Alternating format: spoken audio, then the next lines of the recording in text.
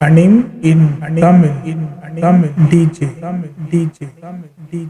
இப்போதான் first time என்னோட சேனலுக்கு வரீங்கன்னா சப்ஸ்கிரைப் பண்ண மறந்துடாதீங்க. மறக்காம அந்த நோட்டிஃபிகேஷன் பில்லையும் தட்டி விட்டுருங்க.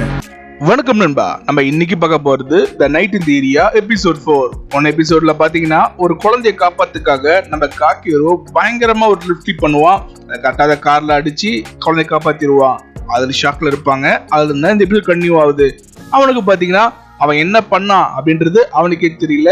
அந்த சின்ன பொண்ணு பாத்தீங்கன்னா ஓடி வந்து இவங்கிட்ட தேங்க்ஸ் சொல்லிட்டு அங்க இருந்து கிளம்பியாச்சு. அடுத்த சீனே பாத்தீங்கன்னா இவங்க ஹாஸ்பிட்டலுக்கு வராங்க. நம்ம காக்கியரோட ரெகுலர் செக்அப் தான். எல்லாமே முடிஞ்சிட்டு டாக்டர் என்ன சொல்றாங்கன்னா செவன் கிட்ட அவன் நார்மலா இருக்கான், அவனோட ஹார்ட் பர்ஃபெக்டா ஃபிட் ஆயிருக்குன்னுட்டு. இதை கேட்ட உடனே கொஞ்சம் சோகமா இருக்கா. இந்த டாக்டர் பாத்தீங்கன்னா என்னமா சோகமா இருக்க, என் கூட வா அப்படின்னு கூப்பிட்டு ரூம்குள்ள வராங்க. கூப்பிட்டு வந்து உட்கார்ந்த உடனே பாத்தீங்கன்னா ஒரு புக் வைக்கிறாங்க. அந்த புக்கு பாத்தீங்கன்னா ஹார்ட் டிரான்ஸ்பிளேட் பண்ண பர்சன்ஸ், அவங்களோட ஃபுட், அவங்களோட பிஹேவியர், அவங்களோட கேரக்டர், ட்ரீம், இதெல்லாமே பாத்தீங்கன்னா யாரோட ஹார்ட் வச்சிருக்காங்களோ அவங்களுக்கு ஏற்ற மாதிரி பல பாசிபிலிட்டி உண்டு அப்படின்ற இன்ஃபர்மேஷன் எல்லாம் அந்த புக்ல இருக்கு. காக்கையோட கேரக்டர்ல ஏதாவது சேஞ்ச் இருக்கா ஐசாவா மாதிரி அப்படின்னு கேட்க, இது எதுக்கு என்கிட்ட கேக்குறீங்க நீங்க அப்படின்னு கேக்குறா. அதுக்கு டாக்டர் சொல்றாருன்னா, நான் வந்து அவங்க அப்பா கிட்ட சொல்லிட்டு இருக்கும் போது நீ அதை ஒட்டி கேட்டுட்ட அப்படிதானே அப்படின்னு கேட்ட உடனே, தெரியாம கேட்டுட்டேன், தெரிஞ்சு கேட்கல அப்படின்னு சொல்றா. அப்புறம் தான் இவங்க கன்ஃபார்மே பண்றாங்க அவளுக்கு தெரிஞ்சிருக்குன்ட்டு. ஏன்னா அந்த டாக்டருக்கு பாத்தீங்கன்னா யாரோ ஒருத்தர் கேட்டு ஓடுறது மட்டும் தான் தெரியும், அது யாருன்னு தெரியாது. இப்ப கன்ஃபார்ம் பண்ணிட்டாங்க. காக்கியோட ஆக்டிவிட்டி பிஹேவியர் ஏதாவது சேஞ்ச் இருந்தா எனக்கு இன்ஃபார்ம் பண்ணுங்க அப்படின்னு சொல்ல அங்க இருந்து கிளம்புறாங்க. ஸ்ட்ரெயிட்டா எங்க வராங்கன்னு பாத்தீங்கன்னா அண்ணன் ஐசாவோட கிரேவுக்கு தான் வராங்க. அப்ப பாத்தீங்கன்னா அங்க சடனா ஒரு பிளேயர் வர நம்ம காக்கியருக்கு பயங்கர ஷாக்கு. அவன் பாத்தீங்கன்னா பிரேசில்ல யூ15க்கு ஆடி இருக்கான். அவனோட பேர் வந்து சில்வா. நம்ம காக்கியரு பாத்தீங்கன்னா அவனை பார்த்த உடனே தலைக்கால் புரியாம ஆடுறான். ஏன்னா ஒரு ஃபேமஸான பிளேயர் இங்க வந்திருக்கான், எதுக்கு வந்திருக்கான்னு ஒரு கன்ஃபியூஸ்ல இருக்கும் போது நம்ம செவன் பாத்தீங்கன்னா காக்கியரு கம்னரு அப்படின்னு சொன்ன உடனே தான் அவனுக்கு தெரிய வருது இவன் ஐசாவோட தம்பி அப்படின்றது. உடனே என்ன சொல்றான்னா, என் கூட போட்டி போட திறமை இருந்து ஒரே ஆள் மட்டும்தான், அது அண்ணனுக்கு மட்டும்தான், இப்ப அவனும் இல்ல. அவன் உன்னை பத்தி என்கிட்ட சொல்லியிருக்கான், அதாவது ஐடியலான ஒரு ஸ்ட்ரைக்கர் ஜப்பான்ல இருக்கா, அது வேற யாரும் இல்ல நீதான் அப்படின்னு சொல்ல, இல்ல நீங்க தப்பா புரிஞ்சுக்கிட்டீங்க, அது நான் கிடையாது அப்படின்னு சொல்ல, சரி ஓகே அப்படின்னு அவன் பேசும்போதே பாத்தீங்கன்னா நம்ம காக்கியரோட இதையும் பயங்கர ஸ்பீட்ல துடிக்க ஆரம்பிக்குது. நம்ம திருப்பி மீட் பண்ணலாம்ப்பா அப்படின்ட்டு அங்க இருந்து கிளம்பி வெளியே வர, அங்க பாத்தீங்கன்னா கோச்சா மேனேஜரான்னு தெரியல ஒருத்தர் நின்றுட்டு இருக்கும் போது, சரி ஓகே ஐசாவா ஹெல்மெட் இல்ல, நீ இதுக்கப்புறம் யூரோப்பியன் கிளப்ல ஜாயின் பண்ண பாரு அப்படின்னு சொல்லும் போதே அவன் என்ன சொல்றான்னா, நான் இன்னைக்கு இந்த நைட் இந்த ஏரியாவை மீட் பண்ணேன். ஆமா, காக்கியரவை மீட் பண்ணேன். அவன் ஒன்னும் அவனோட திறமையே கொண்டு வரல, அவன் வந்தானா அப்பதான் நல்லா இருக்கும். இந்த சொல்லிக்கிட்டே இந்த சீனை முடிக்கிறாங்க. அடுத்த சீனை பாத்தீங்கன்னா நம்ம காக்கியர் பாத்தீங்கன்னா திரும்பியும் செக்கிங்காக ஹாஸ்பிட்டலுக்கு வந்திருக்கான். அவன் நார்மலா இருக்கான், எந்த கவலையும் இல்லாம இருக்கான். அப்பா டாக்டர் என்ன சொல்றாங்கன்னா, ஐசாவா உன்ன மாதிரி கிடையாது, அவன் நிறைய ப்ரெஷர்ல இருந்தான், எப்போ வேணாலும் பிரேக் ஆகிற நிலைமையில இருந்தான். ஏன்னா அவன் வெறும் 15 வயசு இருக்கும் போது உலகத்துல இருக்க எல்லா பிளேயர்ஸுமே அவன் மேல ஒரு கண்ணு வச்சுட்டு இருந்தாங்க. அவங்களுக்கு ஏத்த மாதிரி ஆடணும் அப்படின்ற நிறைய ஸ்ட்ரெஸ் அவனுக்கு இருந்தது. இதை சொல்லும் போதே அவனுக்கு ஞாபகம் வருது, அவன் அண்ணன் கிட்டே அவன் சொல்லியிருப்பான், உனக்கு என்ன கவலை இருக்கு, உனக்கு எதை பத்தியும் கவலை இல்லைன்னு சொல்லியிருப்பான். அப்பதான் அவன் அண்ணன் கோபமும் பட்டிருப்பான், உனக்கு என்னடா தெரியும் என்ன பத்தி அப்படின்னுட்டு. அந்த சீன் வந்து எனக்கு பிளாஷ் ஆகுது. ஐசாவா அவனோட ட்ரீம் பத்தி ஏதாவது சொல்லியிருக்கானா அப்படின்னு கேட்கும் போது, ஆமா சொல்லியிருக்காங்க, நல்ல ட்ரீம் பத்தி சொல்லியிருக்காங்க அப்படின்னு சொல்ல, சரி சொல்லி என்ன அதுன்னு கேட்கும் போது அவன் சொல்ல வரான், இது மாதிரி வேர்ல்டு கப் மேட்ச் இது மாதிரி ஆடும் போது ஒரு ஸ்ட்ரைக்கர் வந்து ரிசீவ் பண்ணி அட்டாக் பண்ணான், அந்த ஸ்ட்ரைக்கர் யாருன்னு தெரியுமா கேட்கும் போது கிட்டும் ஆக்சன் ஆயிடுச்சுன்னு சொல்லிட்டு அவன் மறைச்சிட்டான். அதாவது அவன் அண்ணன் என்ன சொல்லியிருப்பானா, நீ தாண்டா அதுன்னு சொல்லியிருப்பான்.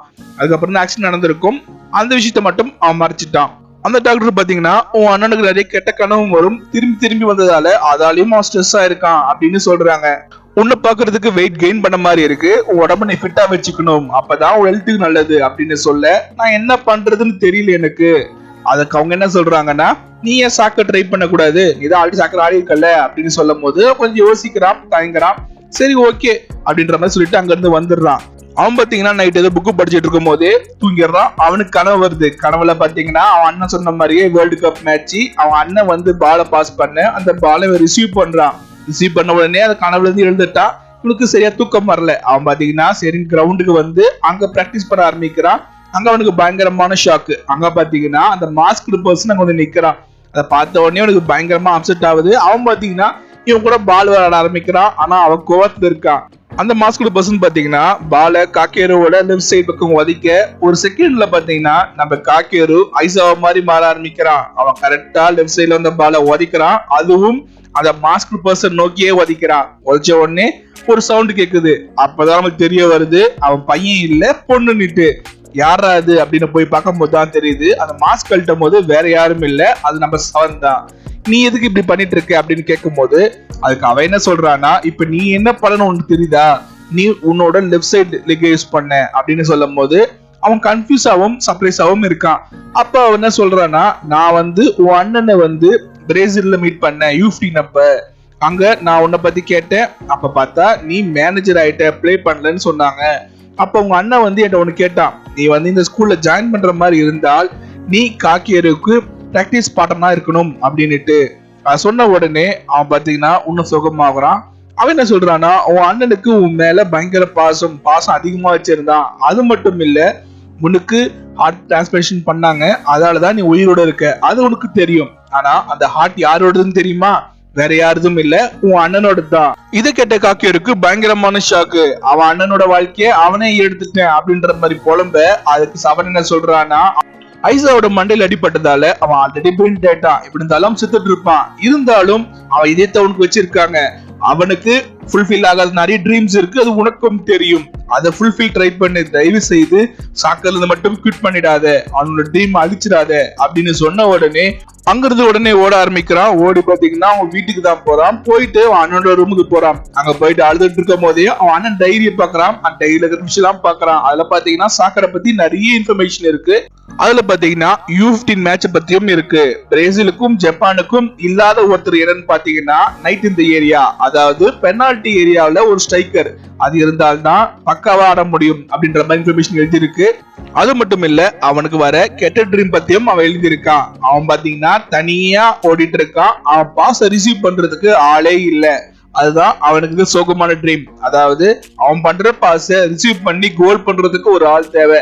அது இல்லாததான் அவனுக்கு பெரிய கவலையாவே இருந்திருக்கு. அதுக்கு அடுத்து படிச்சுட்டே வரும்போது பாத்தீங்கன்னா அவன் செத்த அன்னைக்கு காலையில எழுதியிருக்கான் டைரியில, இன்னைக்கு எனக்கு நல்ல கனவு வந்தது, world cup match 0-0 extra timing போயிட்டு இருக்கு.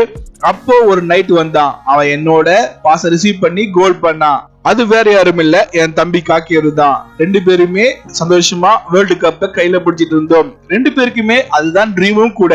இதை எழுதியிருக்கத பார்த்து நம்ம காக்கியருவால தாங்க முடியல. அவன் பாத்தீங்கன்னா சோகத்துல பயங்கரமா ஆட ஆரம்பிக்கிறான். அதுகிட்டயும் பாத்தீங்கன்னா மறுநாள் பிறந்தாச்சு. காலையில நம்ம சவன் வீட்டுக்கு வந்திருக்கா. காக்கியரு எங்கன்னு கேட்கும் போது காக்கியரு காலையிலே கிளம்பி போயிட்டாமா அப்படின்னு சொல்ல இவ தேடி அலையிறா. நம்ம காக்கியரு பாத்தீங்கன்னா சின்ன வயசுல லேக்காண்டு தான் பிராக்டிஸ் பண்ணிருப்பாங்க. அந்த இடத்துல தான் அவன் இருக்கான். அண்ணா நீ கவலைப்படாத, நான் சாக்கரை விட மாட்டேன், கண்டிப்பா ஆடுவேன் அப்படின்னு சொல்லிக்கிட்டே ஆடிட்டு இருக்க. அதை பத்தி சவனுக்கு ரொம்ப சந்தோஷப்படுறான். அதுகிட்டயும் இந்த டைரியை பத்தி காட்ட டைரியை படிக்கிறாங்க. அதுல அரக்கி அப்படின்னு ஒருத்தரை பத்தி போட்டிருக்கு. அவனை பாத்தீங்கன்னா நம்ம ஐசாவா U15 ட்ரைனிங் மேட்ச்ல பாத்துருக்கான். அவன் பாத்தீங்கன்னா நம்ம ஐசாவை விட பாசிங்ல இன்னும் நல்லா பண்றவனா இருக்கான். அதை பார்த்து இவங்களுக்கு பாத்தீங்கன்னா நம்ம ஐசாவை விட நல்லா பாஸ் பண்ற ஒருத்தர் இருக்கானா அப்படின்னு சர்ப்ரைஸ் ஆகுறாங்க. நம்மளுக்கு ஒரு சின்ன கிளிப் காட்டுறாங்க. அதாவது அரக்கியும் ஐசாவும் பிளே பண்ற சின்ன கிளிப்ஸை காட்டுறாங்க. நம்ம ஹீரோ முடிவு எடுத்துட்டான், அவன் எந்த ஸ்கூல்ல இருக்கானோ அந்த ஸ்கூல்ல போய் நான் ஜாயின் பண்ண போறேன் அப்படின்னு சொல்ல அதோட சந்தோஷமாவே இந்த எபிசோட் முடியுது. போன எபிசோட்ல சர்ப்ரைஸா முடிஞ்சாலும் இந்த எபிசோட் சந்தோஷமா முடிஞ்சிருக்கு.